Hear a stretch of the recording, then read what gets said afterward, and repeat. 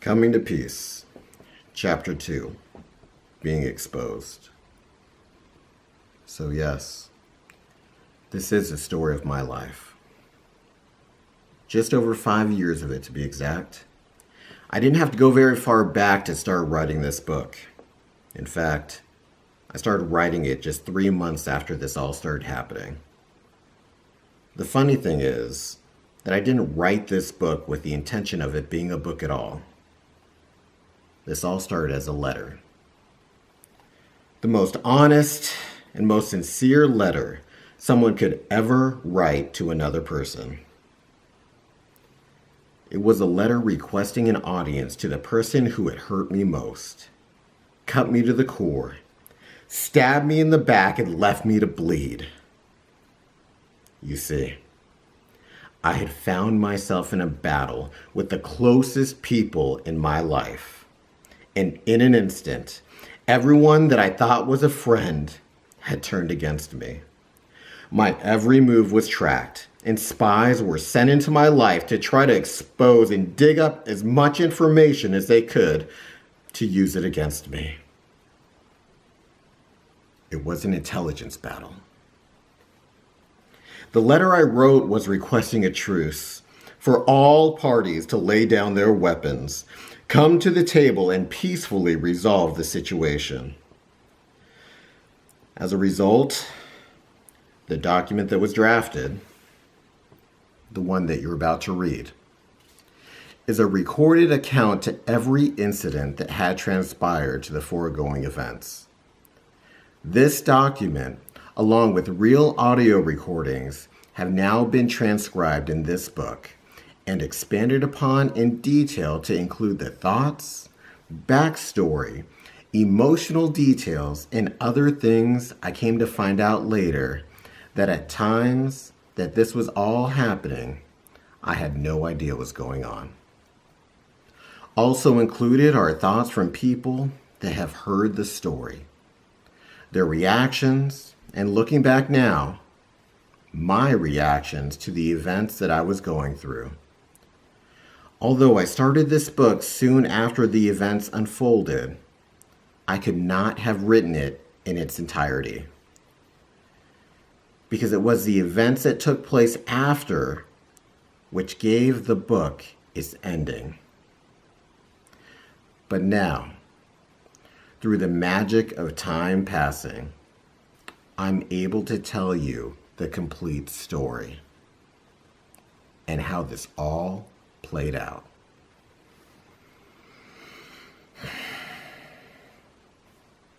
Though it's all over now, I continually get asked, how do you feel about it now? Are you over it? It makes one wonder, what does it take to heal from a major life event? I've thought about this a lot since this all transpired. I'd always considered myself to be a strong-minded, very self-aware individual that could handle anything on my own. There wasn't a problem I couldn't solve. And even if there wasn't enough time to figure it out, I could always find a way to make do. So when it came to getting knocked down like this and facing life and its circumstances that happened in the past, I just got up and brushed myself off. Then I got up again and started running twice as fast to make up for lost time. But when it came to this event, this series of events, it stopped me dead in my tracks. It broke me. It was the one event in my life that I found that I could not overcome on my own. I quickly learned that despite my best efforts, I needed help. And unless I reached out to someone, I would suffer greatly. I would suffer for a very long time.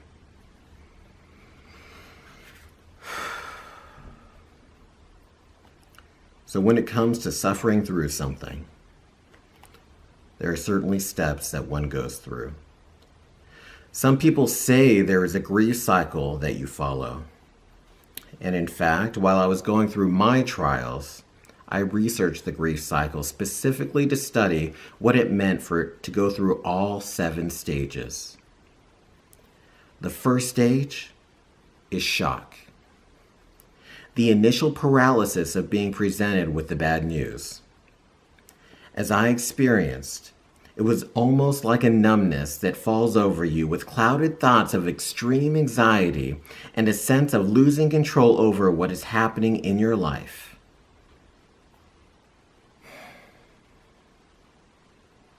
And then you find yourself standing still, not knowing which direction to go forward.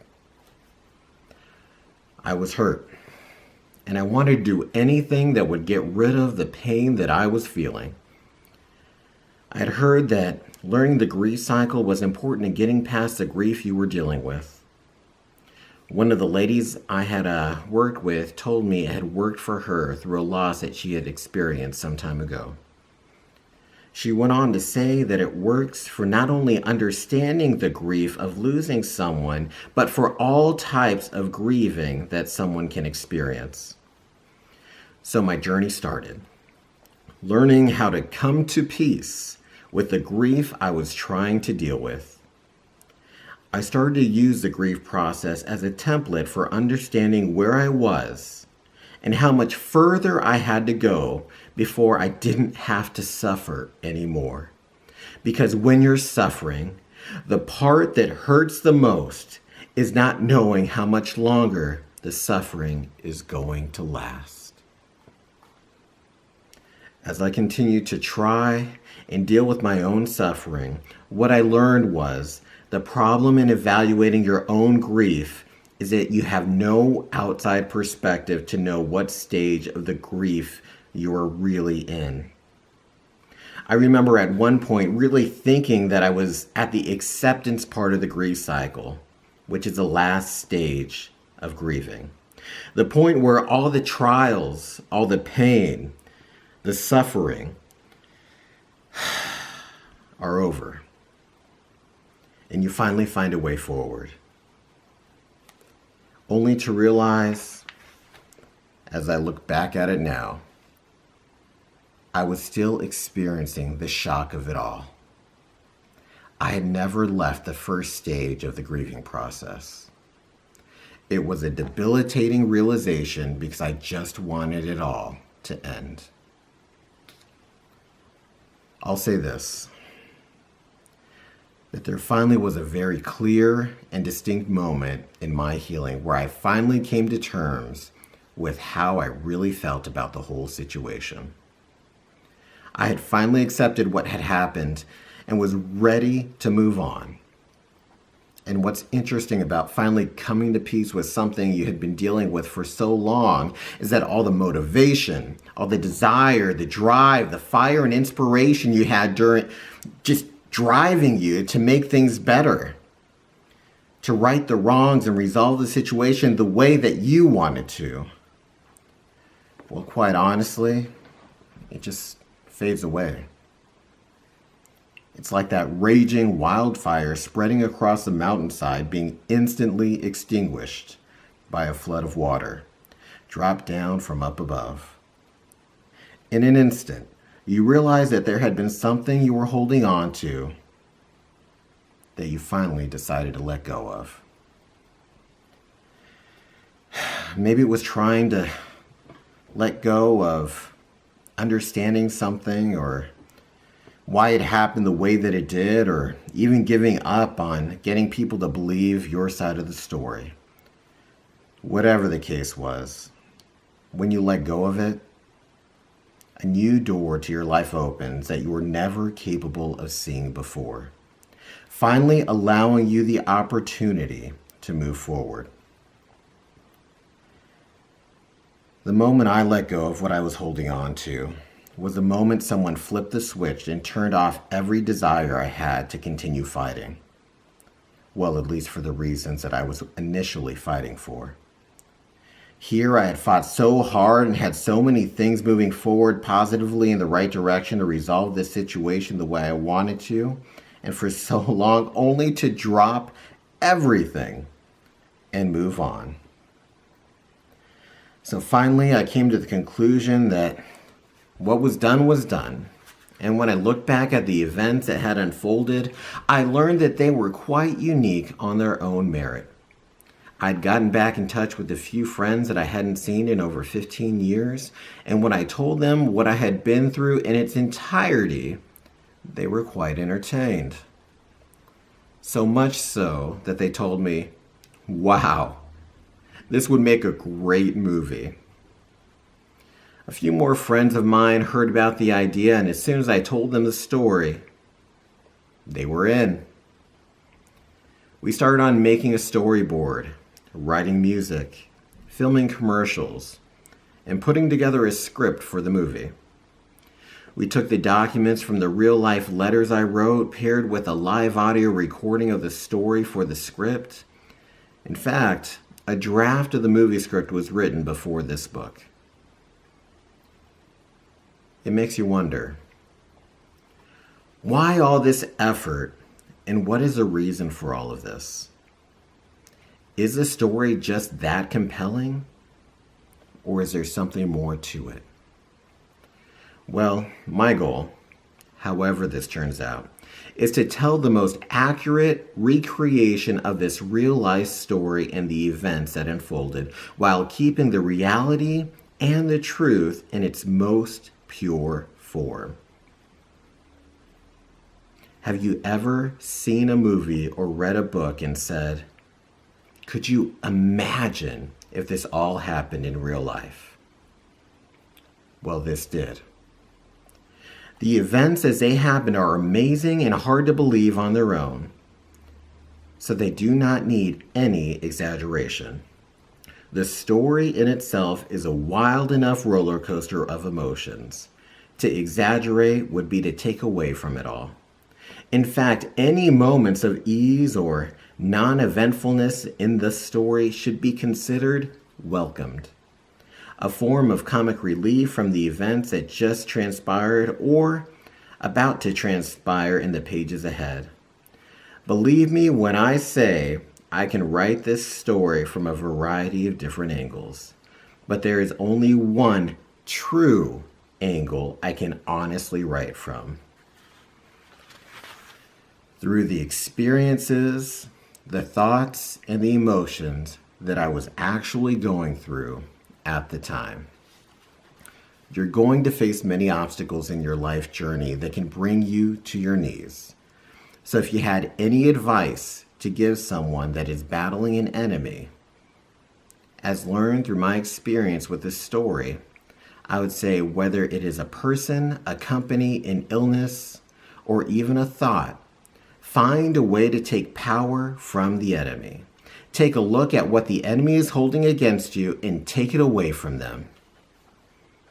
In my case, the enemy held my future captive and stood there in the gateway feeling that they had power to never let me experience happiness again. The future I wanted was through them, and it was crippling. But it wasn't until I learned I had something that the enemy didn't have. Something that would extinguish the enemy's arrows and help me rebuild my future. I had the sword of truth. And in time, I learned how to wield it. But to discover the weapon I had to go through a process. I had to come face to face with the reality of what would happen if the enemy was successful in their scheme. I had to understand what my life would be like should the enemy win, and I was faced with living in this new, unfamiliar environment. Then the most powerful thought that I had was wondering what would happen if I gave up right now, if I stopped fighting, if I did nothing. Further, what is the worst that can happen? Then what is most likely what would happen if I did nothing? It makes you wonder, why would you even consider such thoughts? Realizing what defeat could look like and live like. Motivational speakers and personal development coaches would argue that you get more of what you think about. And to think about defeat would be to invite defeat into your reality. In this context, you are visualizing the worst as a motivation for it to not happen, thusly giving you a desire to fight for a negative to not happen rather than a positive to happen. As it is said in an old proverb, what you resist persists. You are giving power to the negative happening because it is what is ruling you on being your focus. Rather, it would be better to take the negative out of the equation altogether and come to grips with reality. If you can be disciplined enough to think about it, by doing this, you gain access to the strongest weapon you have against the enemy, which is coming to terms with my life possibly never being the same again and accepting it. Therefore, anything resulting better than your worst life possible is a bonus. In a sense, you have already found victory in your defeat, and anything better than your worst case scenario is worth celebrating. It is counterintuitive, but has resulted in me quite often telling others around me that I am living my best life possible right now. It's certainly a different life than I once led. I won't compare it as to say it is better or worse. I just know it's my best life, and I'm happy to live it full of joy. As you'll discover in this story, visualizing it can get better or it can get worse in this scenario as a foundation is very powerful. Coming to grips with understanding that if you do nothing, this reality does happen, that you would still be okay and there would still be a way to live a happy life. But to come to grips with the reality of it, is it easier said than done? If this were to really occur, would I be living an acceptable life? And if you were like me, the life I had to imagine living was a life without the woman I had fallen in love with. The woman I wanted to marry. The woman who was the one who hurt me most. Needless to say, suffering through any grief certainly builds character and strength in a person. One of the things you notice about people who have gone through some pretty traumatic trials in their life is that they are able to speak plainly about it. The story may not be completely emotionless as they say it, but you'll notice they are able to tell it fully. The events are behind them, and they have found their voice where they once had none. They now have had time to gather their thoughts in a way that allows them to speak clearly about the events that had unfolded from their perspective. Having a voice brings healing to a situation. And what I've learned most through this struggle is that even every event can be told differently from each person that experiences it. And it is all truth to the person that is telling it. What are the risks you take with writing down your own real-life story? Well, most importantly, once the book is published, you can't take it back. Anything that is said is there. There is a written public statement on the account of your life. In a way, it's great, because whenever someone asks you, "So tell me about yourself," you can simply respond, "Have you read my book?" At the same time, my life is now on what they call blast. Open to scrutiny, public opinion, and other things which will become apparent through the rest of the book. In fact, it is part of the reason my friends and I stopped moving forward with the movie. In the focus group we put together for the movie, we received so much feedback and controversial opinion about how we should move or not move forward with the film, we thought it best to put the project on the shelf, because the events that had happened were still very fresh and tender. Even now, it's possible that I will stir things back up again with this publication. But hopefully, if those people involved in my story pick up this book, I pray that they may find their own peace, which is the true intention of this book. The book was initially written to help someone through their grief. Now it is written for anyone that is going through or has gone through a struggle in their life, for them to be able to relate in their own way to the characters in this story and find their own peace from whatever battle they are fighting. And for those that are reading for the pure pleasure of entertainment, I know you will be entertained. I hope you enjoy. Coming to Peace, Chapter 2.